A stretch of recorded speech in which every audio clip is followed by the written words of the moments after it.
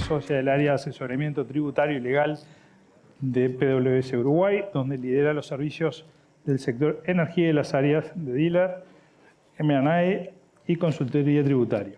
Posee una destacada trayectoria asesorando a empresas nacionales e internacionales en planificación fiscal, compliance tributario, precios de transferencia, estructuración societaria y procesos de due diligence. Cuenta con una amplia experiencia en los sectores de energía renovable, oil and gas y distribución de energía. Complementa su actividad profesional con una relevante participación institucional y académica. Es integrante del directorio de la Asociación Uruguaya de Hidrógeno Verde, así como de la Cámara Uruguaya Alemana y de la Cámara Francesa. Además, ejerce la docencia de posgrado en la Universidad Ort, tras haber sido profesora de la Universidad de la República y en la Universidad Católica de Uruguay. Patricia, adelante. Bueno, buenas tardes. Bueno, gracias por la invitación de estar en este panel. La idea es hacerlo no muy largo, ya la tarde se ha hecho más extensa de lo previsto. En este espacio de hidrógeno verde que nos ocupa hoy, la idea es hablar un poquito ahora de cuál es la situación o cómo vemos a Uruguay en este tema y cómo vemos las oportunidades en la Unión Europea, para que después pase el panel a dar las visiones individuales de quienes participan en él. A diferencia del año pasado, lo novedoso de este año es la firma del acuerdo con la Unión Europea, acuerdo que si bien no tiene artículos específicos de energía, sí abre oportunidades en negocios de biocombustibles, de hidrógeno, lo que son inversiones de Europa en el Mercosur, en lo que es la descarbonización de cadenas de valor, porque además le da al inversor europeo un marco más grande de seguridad jurídica, con ventajas, las ventajas arancelarias que son las más claras, que si bien muchos de los bienes de capital hoy ya tienen algunas ventajas arancelarias, esto lo incrementa, lo cual permite tener un horizonte de mayor competitividad en lo que es la inversión en tecnología, en equipamientos y en muchos equipos que en este momento están desarrollándose y que los costos todavía pueden ser muy significativos para lo que es el retorno de los proyectos. Desde ese punto de vista, nosotros vemos una oportunidad, o sea, trabajando el equipo de energía, tanto del Mercosur como nuestros colegas de Europa, que ahora nos va a dar sus palabras un director del área energía y sobre todo energías renovables de Europa. Vemos que hay grandes oportunidades, pero tenemos que hacer los deberes todos, ¿no? Entonces, el Mercosur tiene oportunidades para el desarrollo de lo que son energías renovables, energías limpias. Uruguay en particular, no voy a decir nada que no sepan, que con el porcentaje de la matriz, de que en el 24 fue el 99%, en los últimos años siempre estuvo por encima del 95% de energías renovables, la ubicación del puerto, la capacidad que tenemos de tener materia prima también para este tipo de generación de este tipo de energías. Tenemos ventajas competitivas, incentivos tributarios. Faltan deberes por hacer, sin duda faltan deberes por hacer. Hay temas de infraestructura, hay temas normativos, hay temas de puertos, temas tributarios también, ¿por qué no? Porque obviamente competimos con otros países, pero tenemos una visión de Europa donde estos temas en muchos países están teniendo normas que llevan a un tránsito hacia la descarbonización en algunas industrias, donde tenemos muchas personas que están ocupando cargos muy importantes, que tienen en su agenda y han hecho manifestaciones públicas con estos temas, y Europa no tiene la capacidad de generarlo. Entonces, bueno, ¿es el único país, Uruguay? No, hay otros, o sea, competimos con otros, pero bueno, tenemos ventajas y por eso pensamos que es la sensación de urgencia, ¿no? de generar cosas. Y todos estos proyectos son a largo plazo, o sea, no es se hacen de un día para el otro, donde hay muchísimos factores que inciden y que hay que ir como ordenando. Entonces, bueno, ahora lo que queremos ver un poco es la visión que va, bueno, vos tenés el currículum, así que vos lo presentás, pero va a dar un director de StrategyYan. StrategyYan es el brazo de consultoría de PwC, que se adquirió hace muchos años, forma parte de PwC, pero en Europa, sobre todo, en América también, pero era más chico. En Europa, sobre todo, mantiene su identidad como StrategyYan. Y nos va a contar un poco cómo ven el panorama desde allá, desde la posibilidad de off-takers, que obviamente es algo sumamente importante para cerrar este círculo, porque no va a haber inversiones si no hay off-takers, y también desde quién está jugando en Europa, ¿no? ¿Qué otros países, qué otros players se están moviendo, para tener un panorama general de lo que está pasando hoy, 2026, en esto. Muchas gracias, Patricia, por la introducción. Vamos a presentar a Dirk Nijmeijer, es director de StrategyYan, red global de consultoría estratégica de PwC y líder de hidrógeno limpio y combustibles alternativos. Con más de 2 décadas de experiencia en consultoría estratégica, ha asesorado a empresas en los sectores energéticos e industrial en Europa en materia de transición energética, sostenibilidad y desarrollo de soluciones basadas en energías limpias. Su trayectoria combina una sólida experiencia en transformación empresarial con profundo conocimiento de los desafíos y oportunidades que presenta la economía del hidrógeno. Entonces, ahora vamos a ver un video que nos envió. Hello everybody, thanks for inviting me virtually to the 12th LATAM Renewables Congress. I'm the Nijmeijer Director at StrategyYan and lead for clean hydrogen, carbon capture and sustainable fuels. And for the next 10 minutes, I would like to give you a short overview on the European hydrogen market situation in terms of supply and demand. I will look on the supply in Europe, on the demand in Europe, potential other supply sources, and then also on the opportunities for Uruguay in this context. So let me start with the current status of green hydrogen in Europe and here on the production side. And what you can see is that there is about 150 hydrogen projects in operation in Europe. But still, they are almost all below 10 megawatts. Most of them are even below 1 megawatt on very low, small pilot projects. And only about 25 larger projects are now under construction. These amount to about 3.3 gigawatts. The largest of those are the project of Stegra, a steel company in Sweden with 700 megawatts. The RWE and the EWE project, both in Germany, both about 300 megawatts. Or the Mueve project in Spain with 300 megawatts, which is aimed to grow to 2 gigawatts. The fact that we now have these larger projects is a major step forward, but we need to consider that this is a result of a process that started already 3 years ago with the funding and the planning applications. And also the developers, most of the developers stated that they will probably not pursue a second large-scale project at the moment because of the missing binding offtake. So one of the issues in Europe still is the binding offtake, as prices are too high and companies are not committing to long-term offtake contracts yet. And the prices are especially too high for projects in Central Europe. If you look at projects in the Iberian Peninsula, so Spain and Portugal, or the Nordic countries, that's significantly different, and they have lower power prices, so they might have competitive hydrogen prices as well.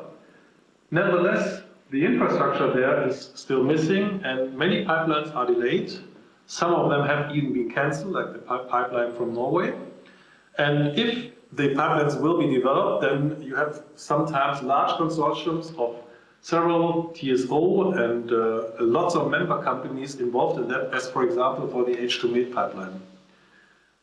So the intra-European distribution infrastructure will be hard to tackle, as it is a network infrastructure, and it will take time for that to build up.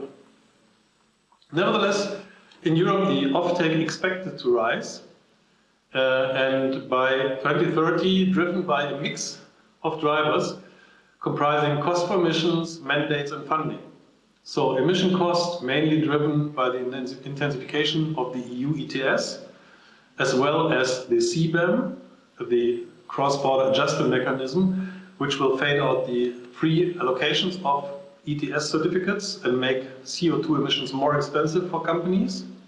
Mandates, for example, resulting from RED III, which requires 42% RFNBO hydrogen for industry in 2030, and Refuel EU, which mandates to have eSAF in the aviation aerospace. And as well, and last but not least, CAPEX subsidies as well as OPEX subsidies from the carbon contracts for difference, for example, in Germany.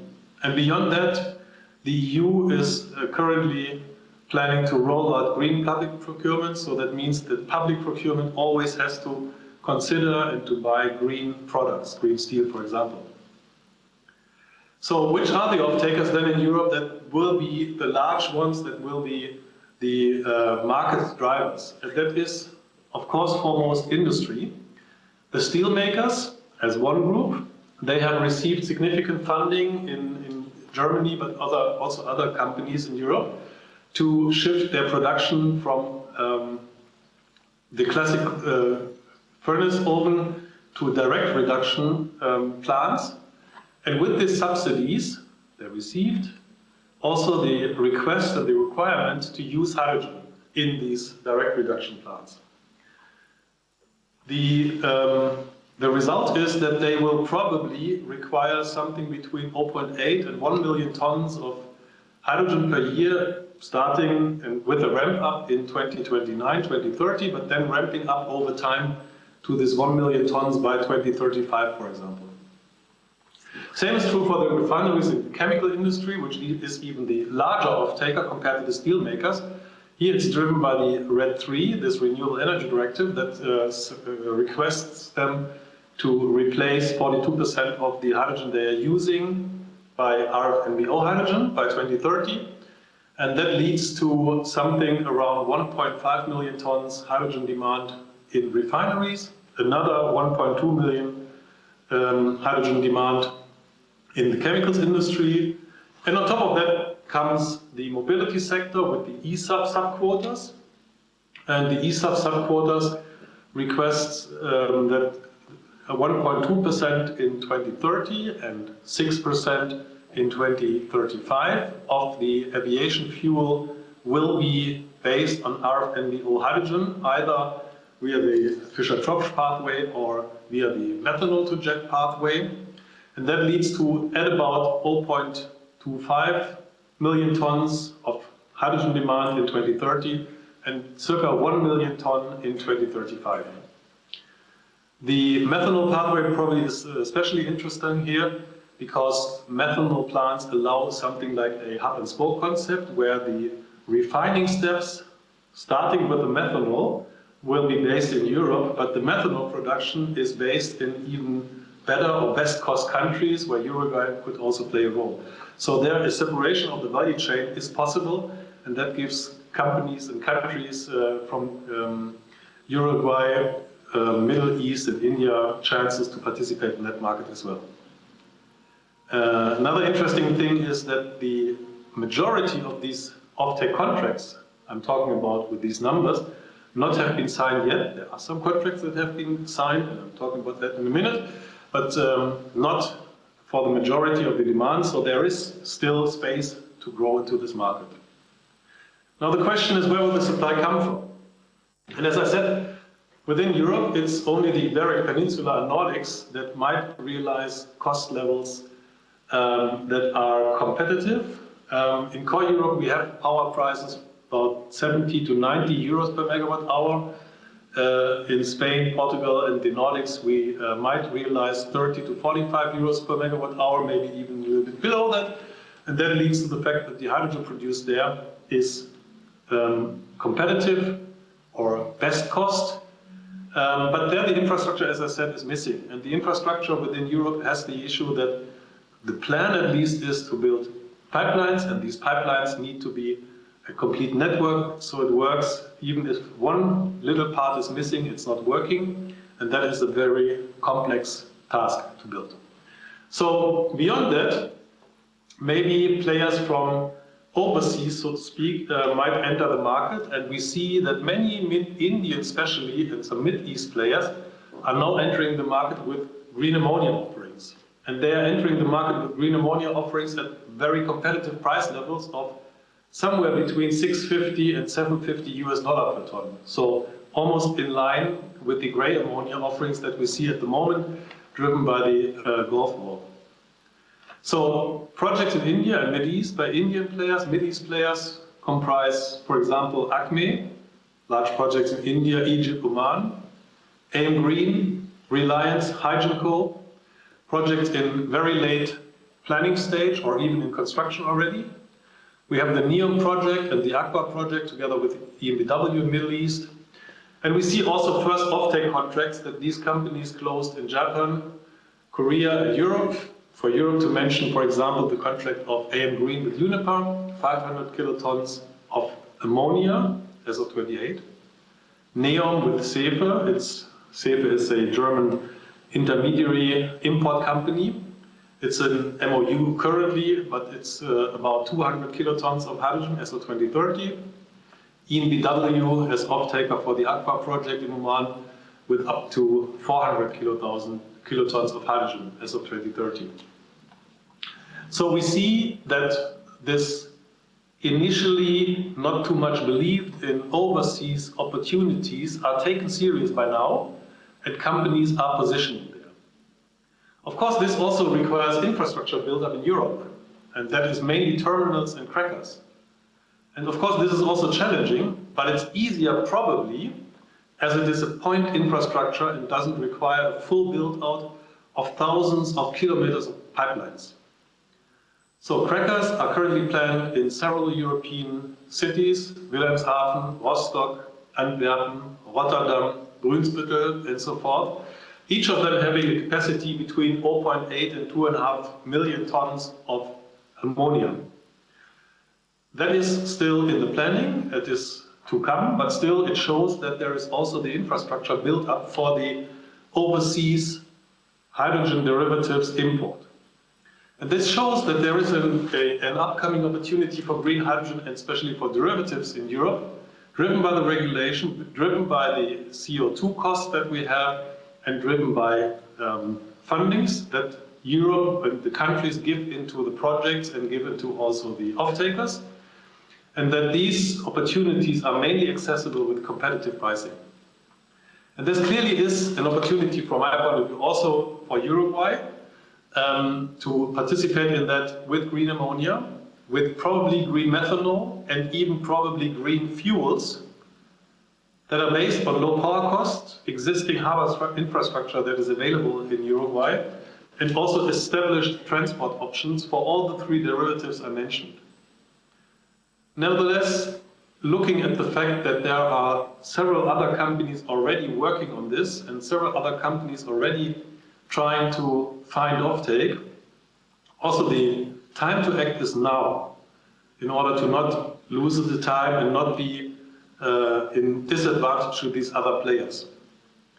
So I wish you really good luck in exploiting these opportunities that really exist, and hope this gives you some useful information to navigate the next steps. And of course, if you would be looking for support in that, the local PwC team and together with the European Clean Hydrogen team is ready and stands by to support you in that. All the best. Muchas gracias, Patricia, por acercarnos a este video. No sé si querías comentar algo. No, simplemente que creo que está clara la visión de Europa con este tema.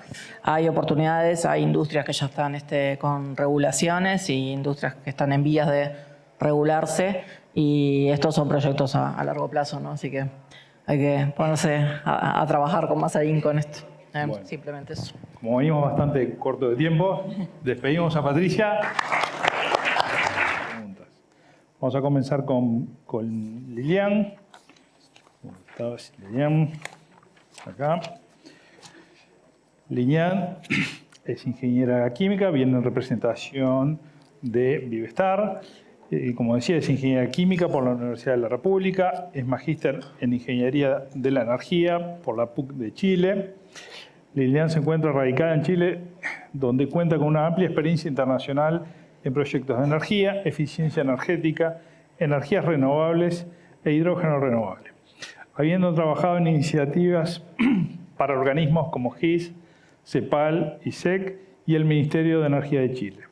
Es fundadora y líder de la empresa de consultoría H2 Integra y además de desempeñarse como Country Manager de Vivestar en Chile. Agradecemos a Lilian, nos va a hacer su exposición. El chucu. A ver si...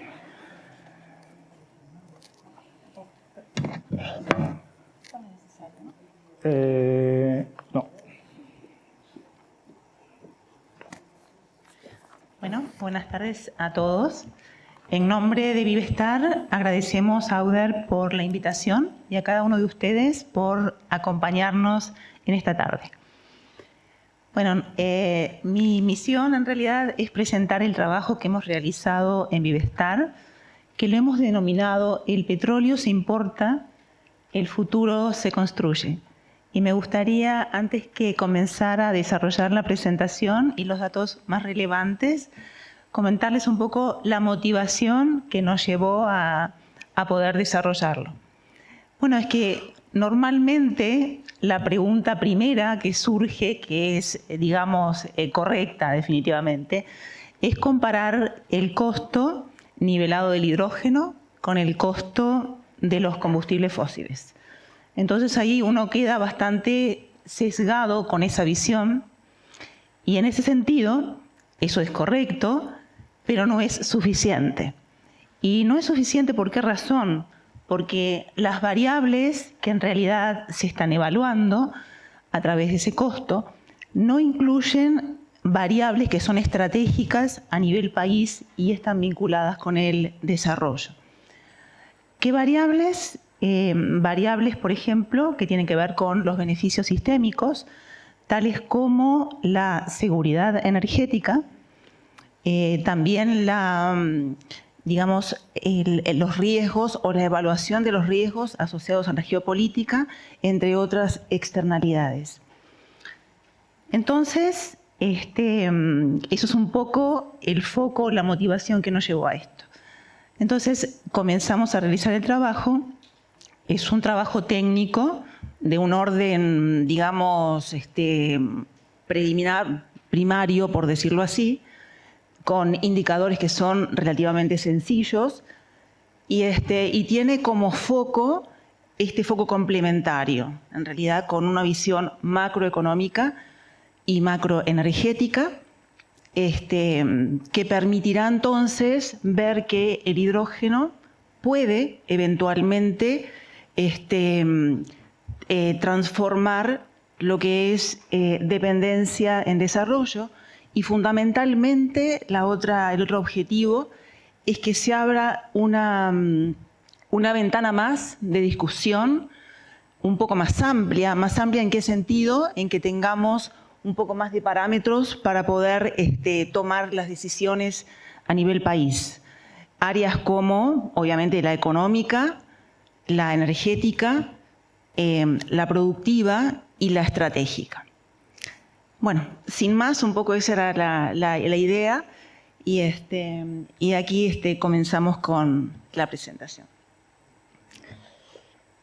Antes que nada, comentarles, bueno, lo que todos sabemos en definitiva es que Uruguay transformó su matriz eléctrica y construyó las capacidades institucionales, las capacidades técnicas, las capacidades aplicadas que son muy reconocidas a nivel internacional.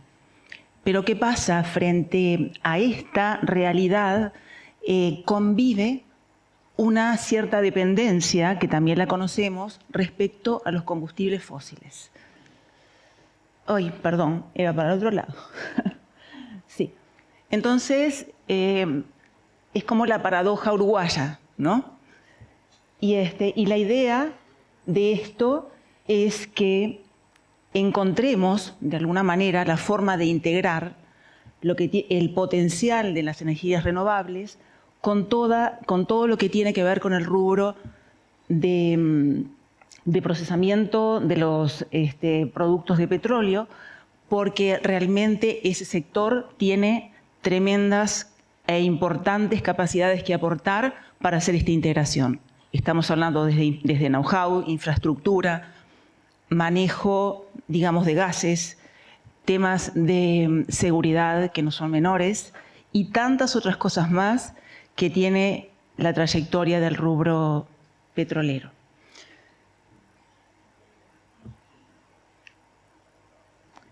Básicamente, bueno, el petróleo se utiliza en estos servicios, pero está controlado por un 85% en lo que tiene que ver con transporte pesado.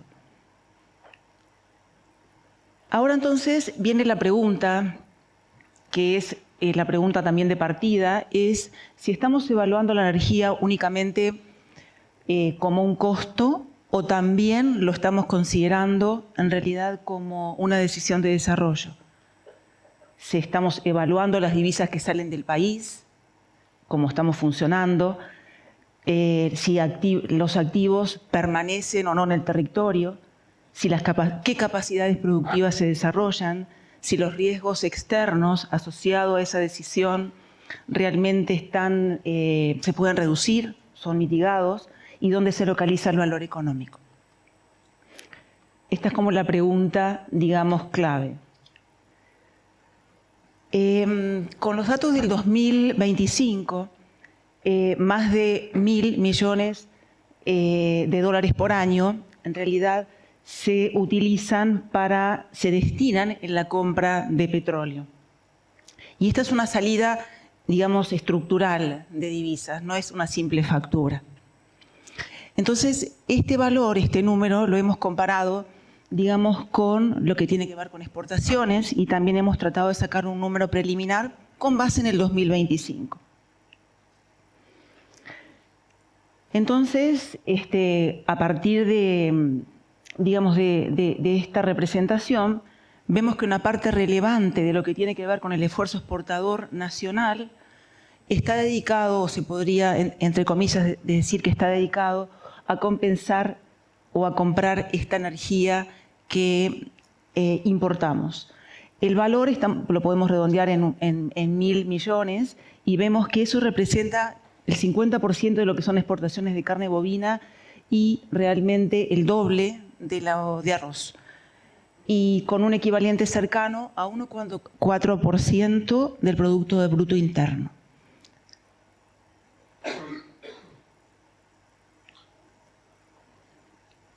Bien, entonces, ¿en qué consistió nuestro trabajo? O este estudio preliminar que les estoy mencionando. Consistió en comparar la energía útil que obtenemos del combustible actual versus alternativas que se proponen para su reemplazo. Entonces, básicamente, considerando toda esta cadena y en términos globales, y fuimos conservadores con los factores de eficiencia, todos estos datos están igualmente en el trabajo disponible. Si nosotros partimos de 100 unidades de energía, en realidad la energía que tenemos disponible al final de la cadena de valor son 31,5 unidades. Entonces, esa es efectivamente la energía disponible al final de este procesamiento. Refinación, en donde consideramos un 90% de eficiencia, y después el resto, un 35% de los procesos que le siguen en serie. Entonces, nosotros nos vamos a basar en esto para poder encontrar un sustituto y evaluar los costos de ese reemplazo. Esta cantidad de energía, que digamos, ese 31,5%, evaluando la cantidad de combustible que realmente se importa por año, eso implicaría, en términos energéticos, 6,8 terawatt-hora por año de esa energía útil.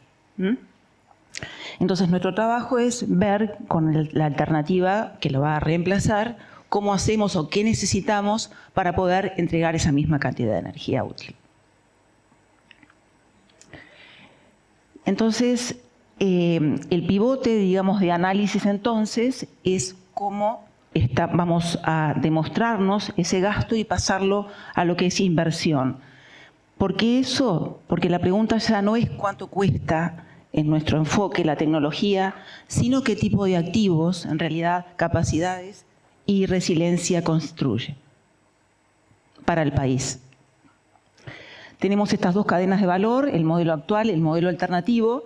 El modelo alternativo en realidad representa entonces partir de recursos renovables, electricidad. Después de ahí el uso va a ser energía eléctrica o hidrógeno, lo que sea más efectivo, eficiente. Infraestructura local y también capacidades productivas. El hecho de todo esto, en definitiva, es tratar de demostrar que podemos, digamos, transformar lo que es un OPEX importado en un CAPEX que es productivo. Es decir, dejar de financiar un insumo que se quema para financiar un activo que produce. Bueno, estas mismas características estaban puestas a pie de cada uno de los modelos actuales. Estoy fijándome en el tiempo. Bien, entonces nosotros en definitiva debemos generar esos 6,8 terawatt-hora por año. Por lo tanto, para eso necesitamos una producción requerida de hidrógeno renovable de 370.000 aproximadamente toneladas por año. Y eso implica un insumo de energía requerida para la electrólisis de 19,3 terawatt-hora por año y en electrizadores, o sea, en equipamiento, 3,15 gigawatt. Estas magnitudes que aparecen acá no quieren indicar definitivamente que queremos reemplazar todos los usos que tiene el petróleo crudo por hidrógeno, porque eso no es factible. El hidrógeno no puede cubrir todas las necesidades y ocupa solamente nichos en donde es económicamente efectivo y eficiente. Entonces, es un macro ejercicio y después de ahí habría que evaluar realmente cuáles son las aplicaciones que conviene considerar y ahí hacer, digamos, el ejercicio que corresponde, porque si no tendríamos que presentar múltiples posibilidades en un estudio que es de primera orden. En cuanto al CAPEX, digamos, para poder abarcar este cambio, estamos hablando de 2.800 millones de dólares. Vamos a trabajar con dos indicadores. Un indicador que es muy simple, que es el payback o retorno económico agregado, que lo que hace simplemente es medir cuánto tiempo podemos reintegrar esa inversión con el ahorro, la sustitución, el ahorro que produce la sustitución del energético que estamos evaluando, y por otro lado, el retorno de divisas para el país, que definitivamente es en cuánto tiempo el país compensa el CAPEX, compensa el egreso de divisas por ese CAPEX que nosotros hemos considerado. Y esto no se trata, es importante, de un ROI empresarial. Entonces, de esta forma, en realidad, nosotros consideramos que el crudo evitado son 1.040 millones por año. Tenemos lo que es electricidad y operación y mantenimiento, como los gastos, digamos, continuos que vamos a tener en realidad para generar el hidrógeno. Por lo tanto, en realidad, el costo total del hidrógeno por año abarcaría unos 570 millones de dólares por año. Y si nosotros consideramos lo que se está, digamos, invirtiendo en crudo, tenemos un ahorro de 470 millones de dólares por año y haciendo un payback simple, el número que obtenemos es de 6 años.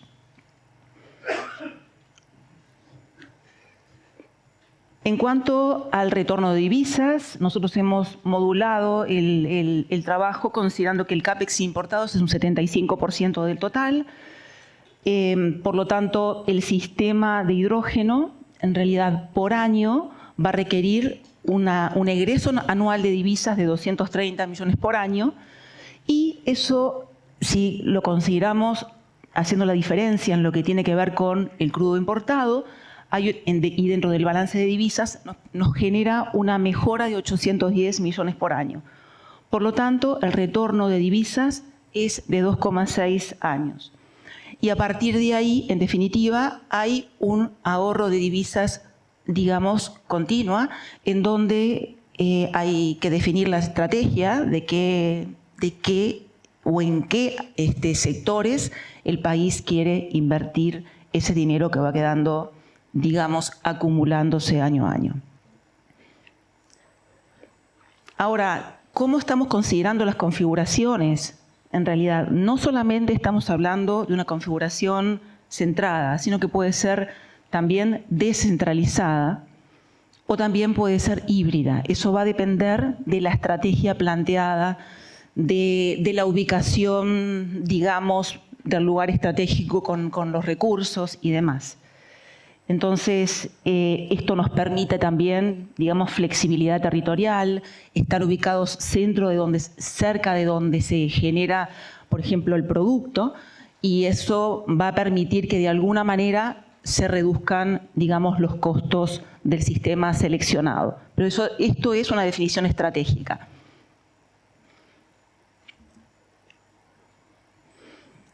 Podemos construir claramente, no solamente acá no estamos pensando básicamente en la exportación, sino que este ejercicio nos permite ver que podemos darle mucho impulso o definir lo que tiene que ver el mercado interno en nuestro país. Podemos aplicarlo en muchas de las opciones que allí aparecen, sea industria, movilidad pesada, puertos y logística, respaldo energético, sistemas aislados, calor de proceso, pero aquel que se va a elegir va a ser aquel que sea estratégico, en realidad. Aquel que efectivamente hace que el hidrógeno sea un vector energético que ocupa un lugar que resuelve realmente un problema. Si no, fácilmente se puede hacer una electrificación directa y no hay algo más eficiente respecto a eso, ¿no? ¿Y cuál es la ventaja también de poder desarrollar este mercado interno? Es que claramente se generan capacidades, digamos, aprendizaje. Es un mercado que se empieza a desarrollar, que se puede desarrollar desde antes que la exportación y se pueden buscar, digamos, soluciones específicas, digamos, simples, pero empezar a trabajar con ellas. Porque todo esto, en realidad, esta industria o cualquiera de estos proyectos implica, digamos, autorizaciones, permisos, reglamentación y demás, que todo eso lleva también elaborarlos y su tiempo específico. Entonces, la decisión no es tecnológica, es una decisión de desarrollo. Claramente Uruguay puede considerar mantenerse definitivamente haciendo estos ingresos de material de derivados de petróleo, o puede, digamos, estratégicamente evaluar el construir una arquitectura energética que de alguna manera acompañe también el desarrollo. Aquí dejamos disponible el código QR para que puedan no solamente visualizar el estudio, sino que puedan comentarlo, que puedan agregarle aspectos complementarios para contribuir en este trabajo inicial. Bueno, en realidad las puertas quedan abiertas para la discusión. Muchas gracias por su tiempo.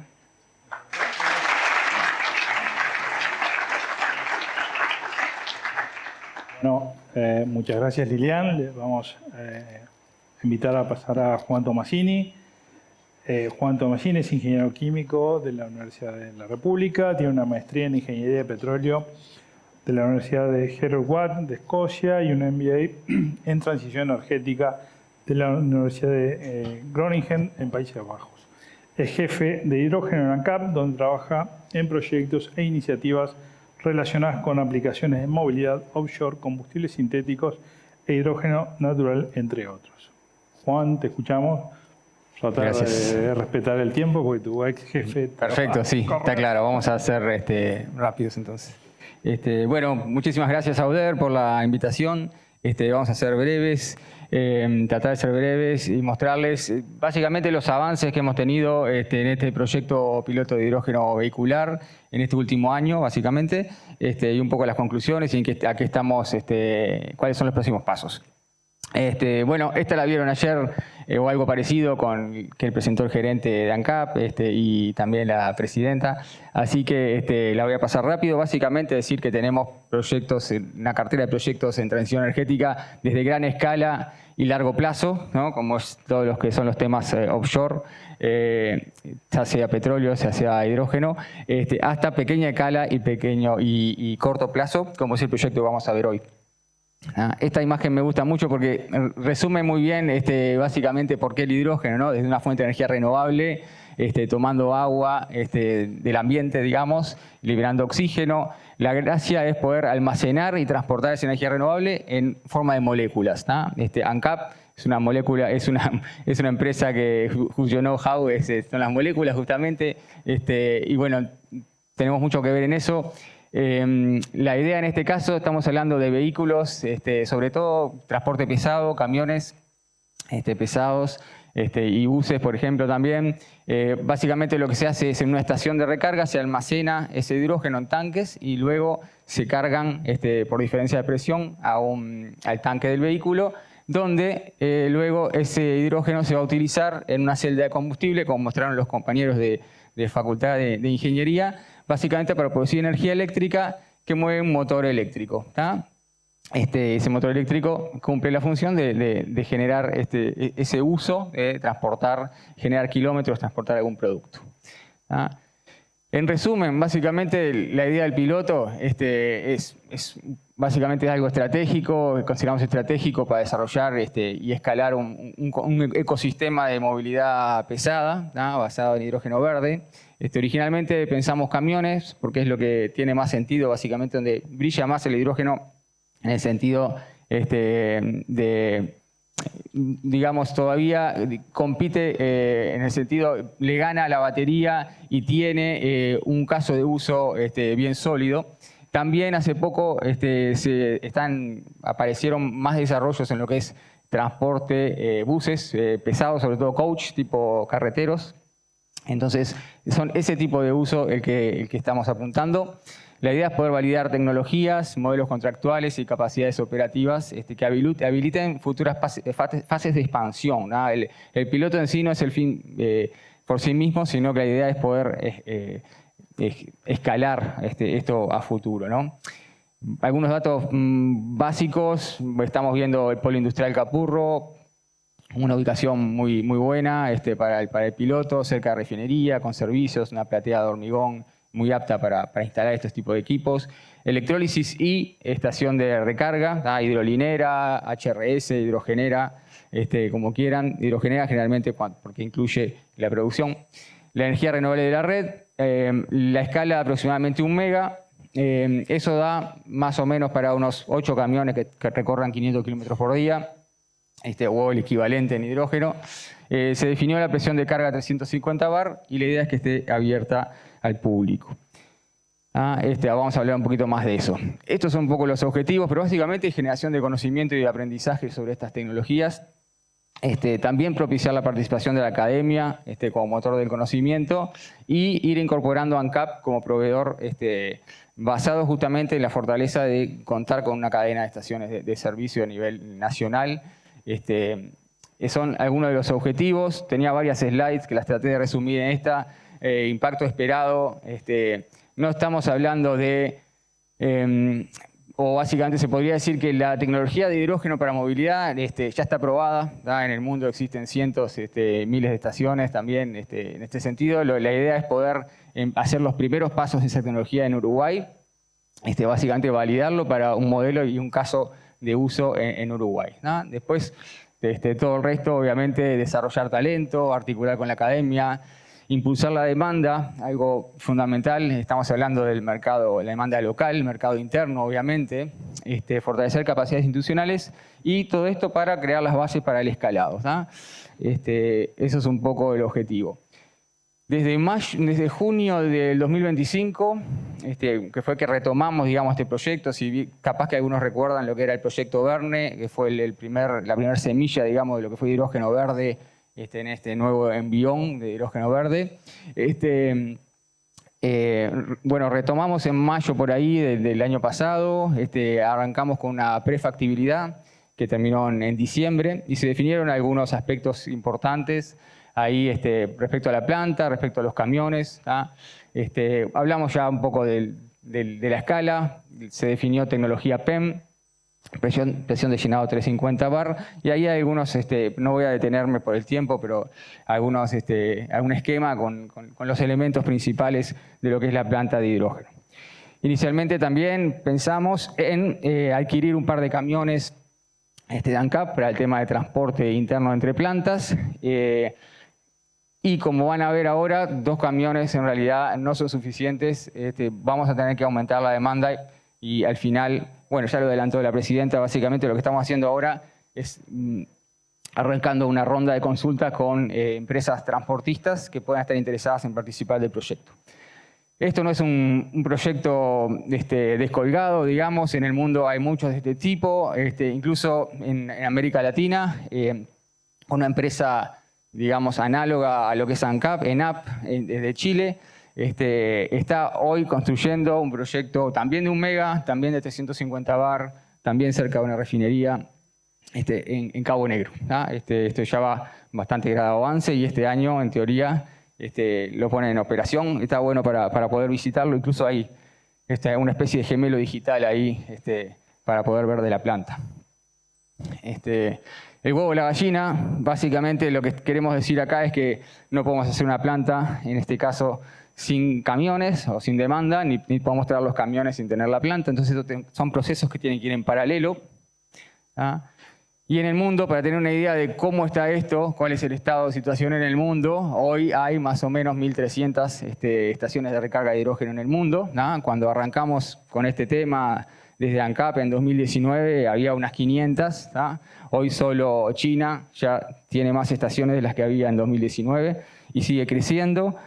Ha habido algunos contratiempos, temas de disponibilidad y eso que han hecho que cerrar algunas estaciones, pero hay un impulso muy marcado, sobre todo de China, que hace que vaya aumentando esto. Los vehículos no me voy a detener mucho, quizás la siguiente está mejor. Básicamente, ¿por qué ir a camiones?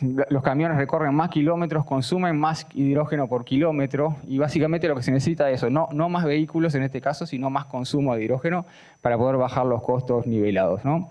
Entonces, se ha visto del 2019 ahora un cambio de foco de lo que son transporte liviano, autos, a lo que son camiones y transporte pesado, y a eso es lo que estamos apuntando. Hoy hay 15.500 camiones de la celda de combustible, más o menos, y representan 2/3 del consumo de hidrógeno. Y ahora vamos a entrar en el tema de precios, porque también es parte de lo que queremos mostrar, qué es lo que nos está dando. Precios en surtidor. Estos son fotos reales que hemos tomado en algunos viajes. Hamburgo 2021, 9,5 euros por kilo. Bueno, Alemania es un post de Wenger, 15,25, California $36 por kilo, hace un mes Rotterdam 18 euros por kilo, para que vean más o menos el rango que se está manejando hoy en el mundo. Incluso la IEA en el reporte 2024 y 2025 también está contando también valores muy similares, China 6, Alemania 15, California $34 por kilo. E incluso la IEA en ese reporte también ya está hablando que estos valores representan 2 veces la paridad con el gasoil en China y Alemania y hasta 10 veces en California. Y este es un gran desafío que estamos teniendo hoy. Se ata también con la presentación que veíamos recién, cuando estamos comparando directamente el tema de los precios, ¿verdad? La IEA dice que el hidrógeno vehicular sigue siendo costoso, tal cual lo estamos viendo también nosotros en nuestro proyecto. No estamos viendo BAM positivo en los proyectos que estamos, en los escenarios que estamos viendo. Y obviamente la baja utilización aumenta esos costos y es parte también de lo de conseguir más demanda para bajar los costos nivelados. Esto es la paridad que hace la IEA en este caso en términos de energía, básicamente. Es el precio, la paridad ahí es básicamente compara la energía en la rueda que le da el gasoil comparada con el hidrógeno y ese es el valor de 2 veces la paridad que está mostrando ahí o 10 veces en California. Pero hay otras formas también más sofisticadas y más completas de hablar de esa paridad con el gasoil y una es el costo total de propiedad. Básicamente acá para un determinado tipo de camión, para usar el caso de uso de camiones, lo que se hace es se calcula con el CAPEX, todo el OPEX, todo el costo de combustible, incluso se divide entre los años de operación y se descuenta con una tasa de descuento determinada. Y eso nos da lo que se llama el TCO, que es el costo total de propiedad, que se puede expresar en dólares por kilómetro, o sea, cuántos dólares me cuesta hacer un kilómetro con ese equipo, ya sea a diésel o sea a hidrógeno, porque nos va a servir para comparar, o incluso mejor, dólares por kilómetro por tonelada. Y bueno, ahí tenemos en Uruguay una pregunta media abierta ahí, bueno, Wilson hablaba de la definición de subsidios, ¿no? Hoy, muy bien, hay subsidios hoy para vehículos eléctricos, para camiones a hidrógeno en Uruguay. Por ahora lo que encontramos es la COMAP, ¿no? Pero bueno, desde 2015 también vimos representaciones de ayer que ha habido una batería de subsidios y apoyos a los vehículos eléctricos. Quizás es hora de empezar a discutir para el caso específico de camiones a hidrógeno, un poco para lograr las paridades que estábamos hablando. Y acá, esta es una de las últimas, 3 minutos me quedan. Este es un poco el resultado de todo el análisis técnico-económico que venimos haciendo. En el eje de la CI tenemos básicamente el TCO de hidrógeno dividido el TCO de gasoil. Esto está hecho para camiones que recorren más o menos 500 kilómetros por día. Ese TCO está expresado en dólares por kilómetro por tonelada. Y consideramos beneficio COMAP para los camiones. La curva verde se refiere a cuánto podríamos lograr de paridad con el gasoil si en la planta produjéramos hidrógeno con una tarifa eléctrica de gran consumidor 3, que es lo que hoy UT está dando. Bueno, básicamente lo que estamos mostrando es que a medida que aumentamos el número de camiones, esa paridad mejora. Mejora, pero la brecha sigue todavía. Podemos llegar a estar ahí un 50% por arriba del costo total de propiedad. Eso mejora, obviamente, si hablamos de tarifas eléctricas menores al gran consumidor 3, si bajamos a un poco, más o menos como la mitad, sería la curva naranja. Incluso podríamos llegar a escenarios con alguna tarifa que tuviéramos una paridad en el caso de 8 camiones. En resumen, lo que necesitamos básicamente para que esta planta funcione es aumentar también la cantidad de clientes, la cantidad de hidrógeno que esa planta va a producir para básicamente bajar los costos nivelados, tener un mejor precio y tener un hidrógeno más competitivo con el gasoil.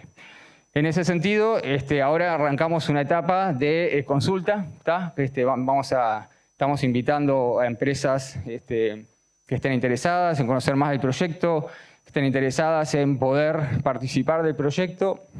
Vamos a hacer un data room mostrando los datos del proyecto y también intercambiando, porque es importante conocer esos parámetros con los que se calcula el TCO, porque ese TCO es específico para el caso de uso, para el tipo de camión, para los kilómetros, para las rutas.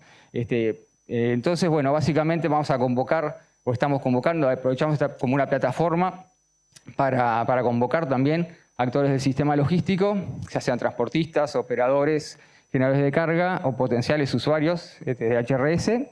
Y bueno, con esos objetivos que mencionamos recién, si ven que puede haber algún interés ahí, está el correo hidrógeno@ancap, que vamos a estar recibiendo y coordinando a través de ahí. Y creo que estoy bien con el tiempo. Muchas gracias a todos por la atención.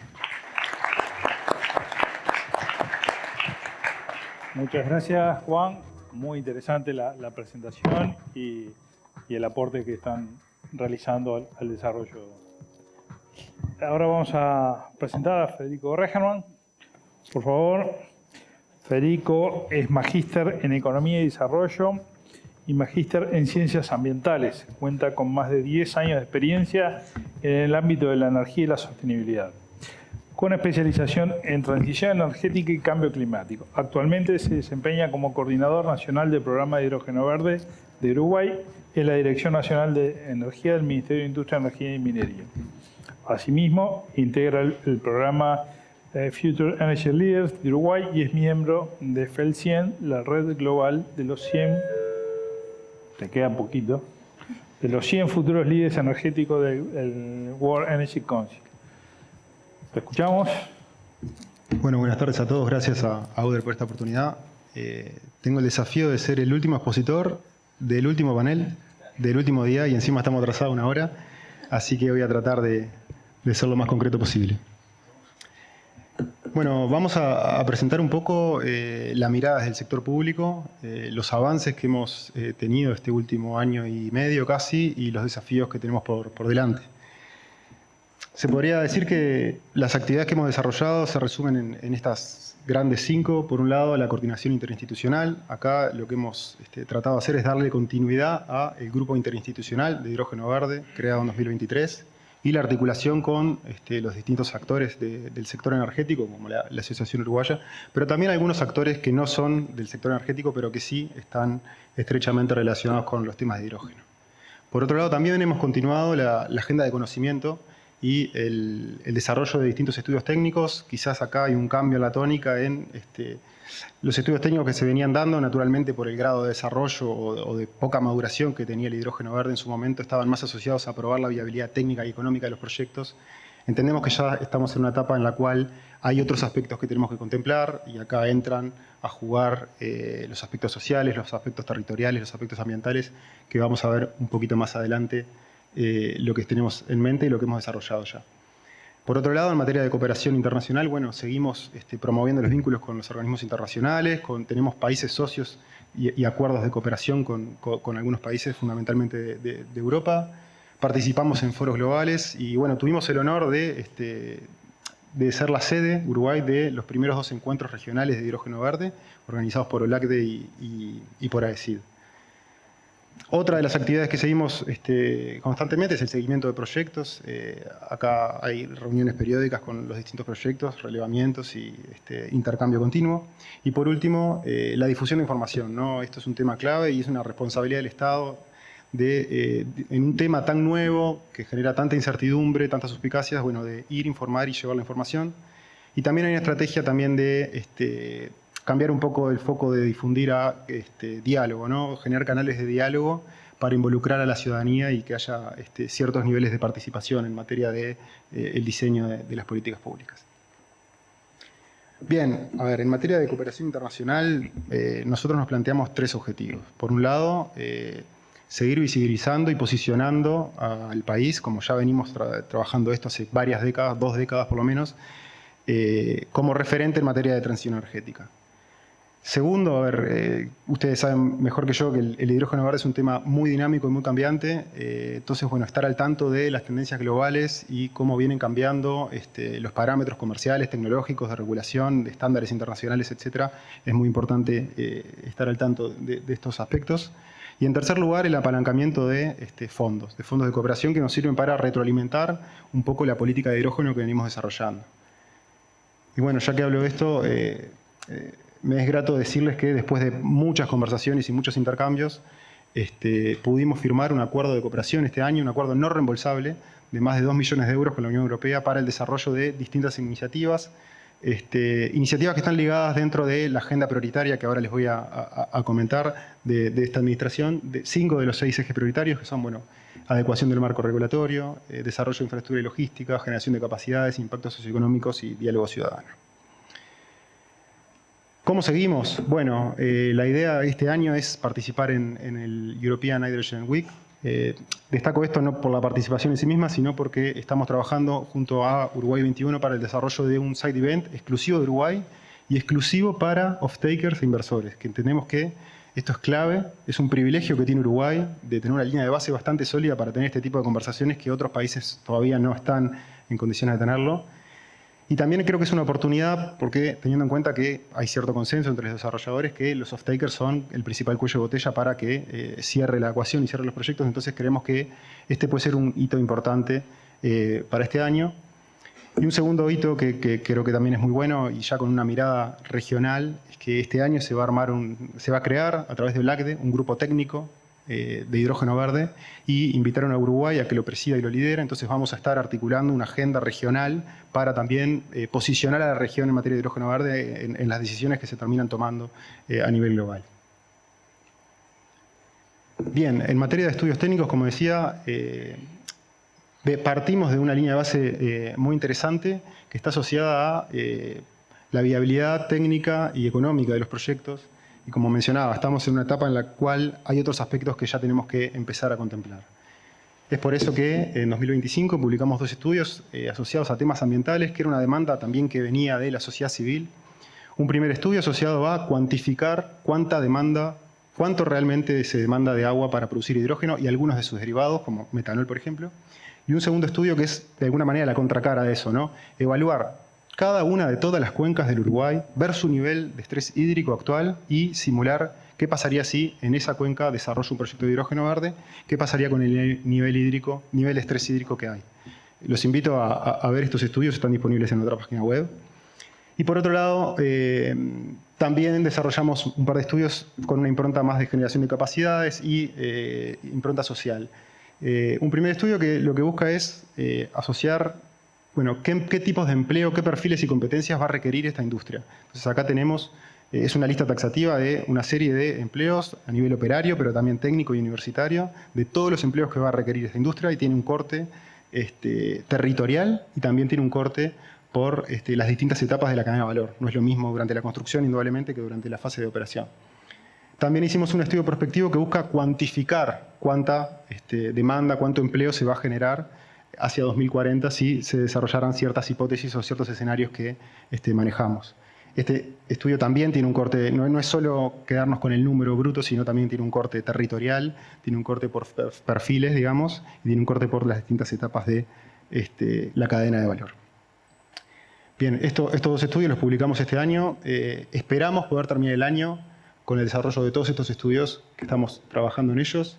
Una evaluación ambiental estratégica, no voy a adelantar mucho ahora. En realidad, el estudio de prefactibilidad del piloto de camino social de combustible es liderado por ANCAP. Nosotros simplemente estamos apoyando y acompañando, pero eso es liderado por ANCAP. Después, una estrategia de descarbonización de las operaciones portuarias a través de hidrógeno verde. Un plan de ingeniería básica para el desarrollo de una terminal de graneles líquidos en el puerto de Montevideo. Y después algunos estudios con una impronta social que ahora vamos a desarrollar. Esto no termina acá, tenemos planes para el año que viene. También voy a desarrollar un poquito más adelante.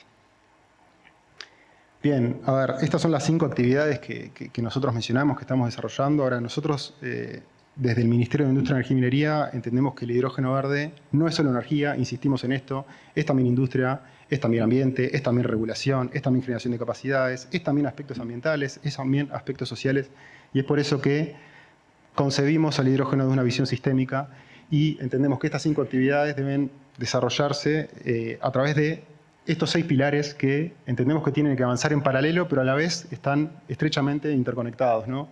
Me refiero a infraestructura y logística, marco regulatorio, generación de capacidades, que quizás son los más tradicionales o los clásicos, pero también contemplar los aspectos ambientales, los aspectos socioeconómicos y involucrar a la ciudadanía de alguna forma en mecanismos de participación en la toma de decisiones de sus territorios. Bien, estos no son solo titulares, sino que cada uno de estos pilares tiene distintas líneas de acción para bajar a tierra justamente estas ideas. En primer lugar, en materia de marco regulatorio, lo que queremos es, bueno, adecuar la normativa, justamente es un sector nuevo, tenemos la oportunidad de adecuar la normativa para un desarrollo seguro y sostenible del sector.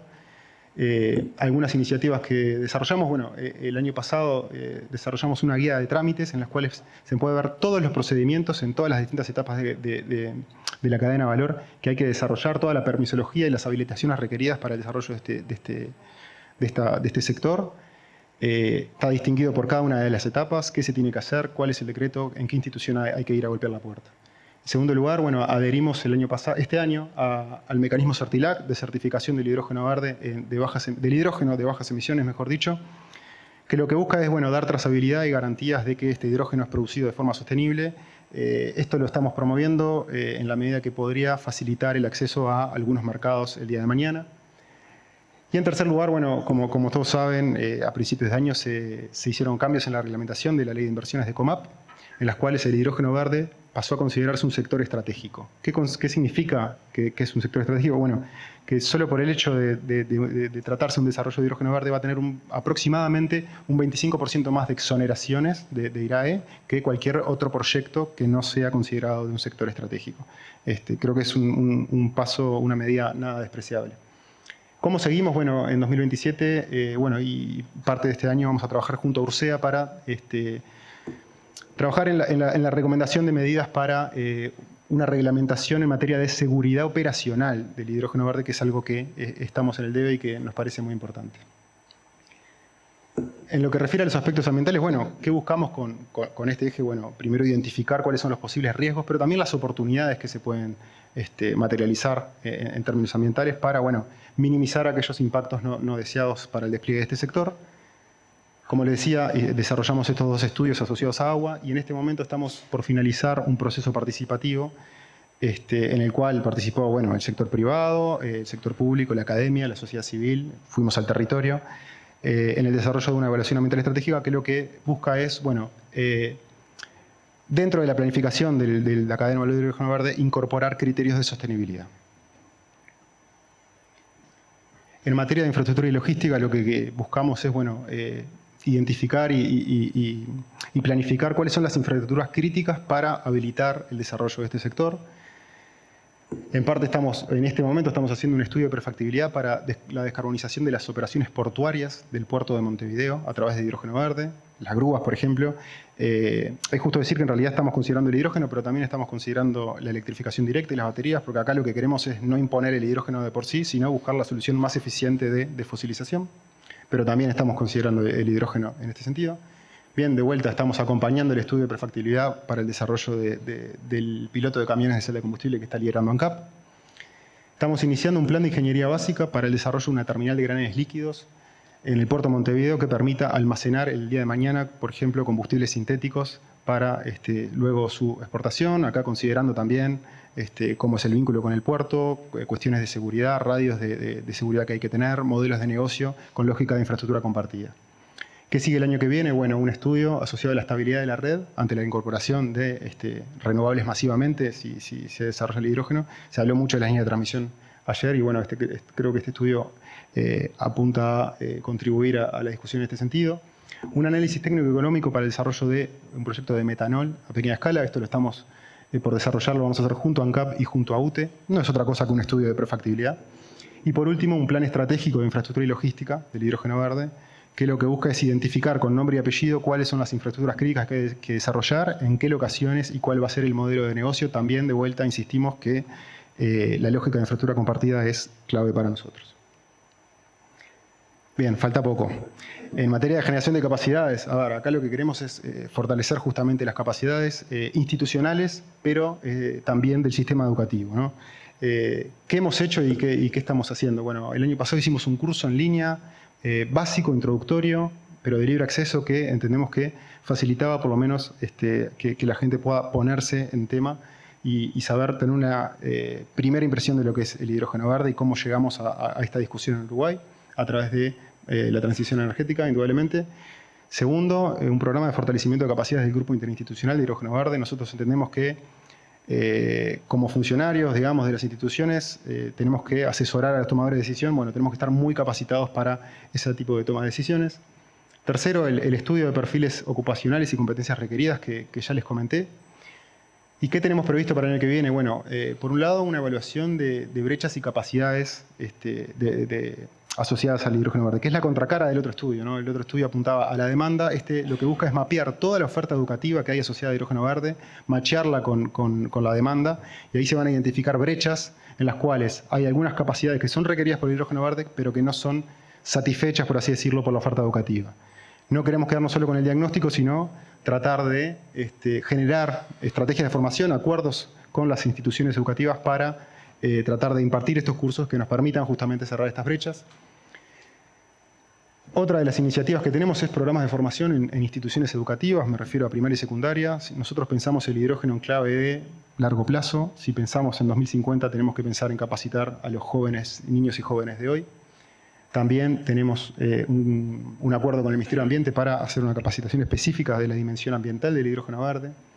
También tenemos una iniciativa asociada a la transversalización del enfoque de género en la industria del hidrógeno verde. Creo que estamos en una oportunidad única en un sector muy incipiente, entonces es importante de cero implementar cuáles son los criterios de equidad de género en esta industria. Para eso vamos a trabajar, entre otras cosas, en una guía de recomendaciones que deberían o que sugerimos que los proyectos sigan para acercarse, digamos, a la equidad de género.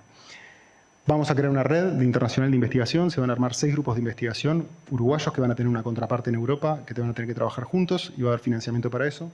Y por último, vamos a crear mesas tripartitas de trabajo entre la academia, el sector público y el sector privado. Acá la idea es tratar de buscar algunos puntos en los cuales hay convergencia entre los intereses de las 3 instituciones para definir prioridades de investigación en la materia. Bien, en materia de impactos socioeconómicos, esto es una prioridad de esta administración. La idea es justamente identificar, bueno, cuánto deja esto Uruguay. Es una demanda también que llega al territorio, ¿no? Si promovemos esto es porque queremos promover el bienestar social, entonces queremos dimensionar cuánto de esto deja Uruguay y qué beneficios queda sobre las comunidades y territorios donde se emplazan los proyectos.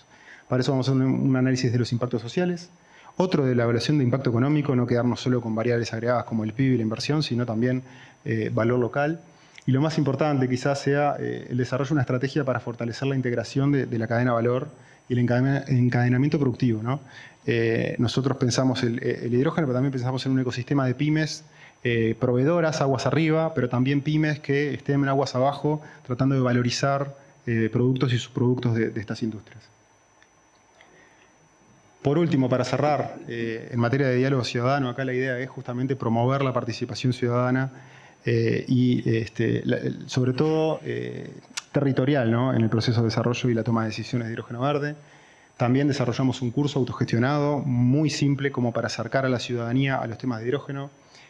Disponibilizamos información bastante simplificada. Por ejemplo, mencionaba el estudio de agua, que es un estudio que surge de la demanda de la población. Es un estudio que tiene 343 hojas, que está hecho en un lenguaje muy técnico.